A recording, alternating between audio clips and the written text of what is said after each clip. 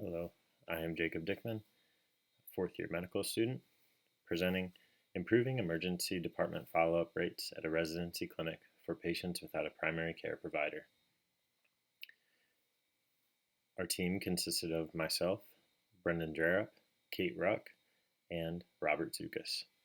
Background: given the recent movement to combat rising healthcare costs, address physician burnout due to large workloads, and improve utilization of clinical resources, finding methods to minimize no-show rates has become a priority. Just 4 years ago, no-shows were estimated to cost the healthcare system $150 billion per year. No-shows not only stress the healthcare system, but they also place the health of patients at greater risk. The patient population of residency clinics are often socioeconomically disadvantaged, unable to afford medical care, and unable to take time off work to attend appointments. Therefore, these patients are more likely to be high utilizers of the emergency departments, rather than having an established primary care provider.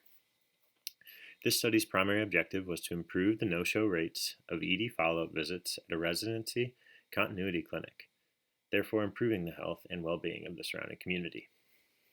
Methods: this QI project utilized the model for improvement and took place at a residency-run clinic in Lima, Ohio in early 2001.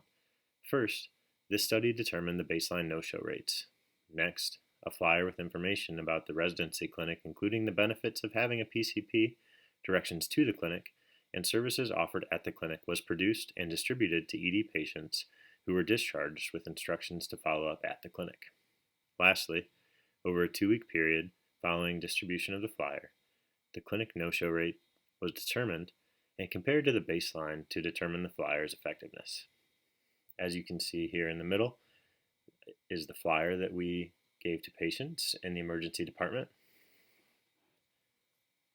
Results: the baseline no-show rate before distribution of the flyer was 43.16%, or 38 out of 88 patients. Following the distribution of the flyer to the ED, the no-show rate was 39.39%, or 13 out of 33 patients. There was a modest decrease of 3.77% in no-show rates after a flyer highlighting the benefits of having a PCP was distributed to the ED patients. Given the average number of ED follow-ups at this clinic, this translates to almost 39 fewer missed visits per year.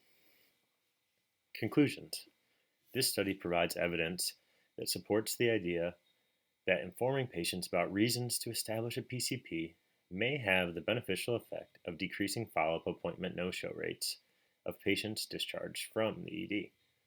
Further analysis is needed to determine the root cause of no-shows and produce more effective interventions to increase patient engagement and improve the health of our communities. This study was limited by small sample size in a short time frame. Therefore, future research examining the effect of distributing an educational flyer to patients discharged from the ED on follow-up no-show rates would be beneficial. Here are our references, and lastly, our disclosures.